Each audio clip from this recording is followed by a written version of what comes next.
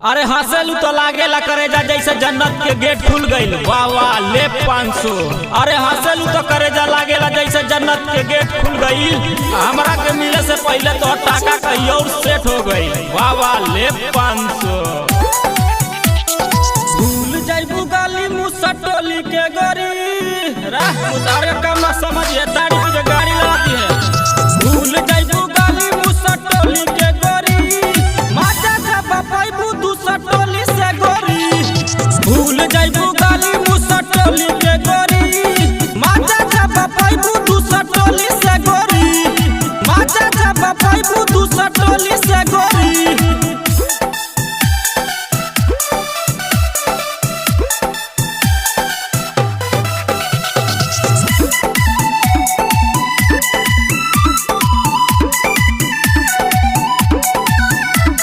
पैसा के नशा जब उतरी हो घरे तू जइबू कबूतरी हो। ले जाके तोहरा झोपड़ी के पार लिख दे सरकारी नौकरी हो। ओ, ओ, ओ, ओ, ओ, ओ। पैसा के नशा जब उतरी हो घरे तू जइबू कबूतरी हो। ले जाके तोहरा झोपड़ी के पार लिख दे सरकारी नौकरी हो। फलाना धमाकावा तोर काम ना करी। बोलैलन मुसहर बाबू त काहे ना गइली ना करी। फलाना धमाकावा तोर काम ना करी। मजा जब पाइबू दूसरा टोली से गोरी। एके भूल जाई हा धके झूल जाई हा दूसरा टोली में भौजी जरूर आई हा।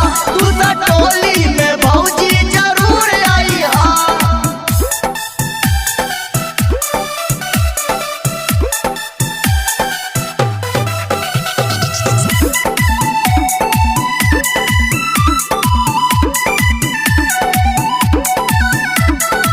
निरहु यादव के गजब बाटे बात सात सहेलिया के रखे औकात। निरहु हिंदुस्तानी लैले अमर पाली के चमकैले।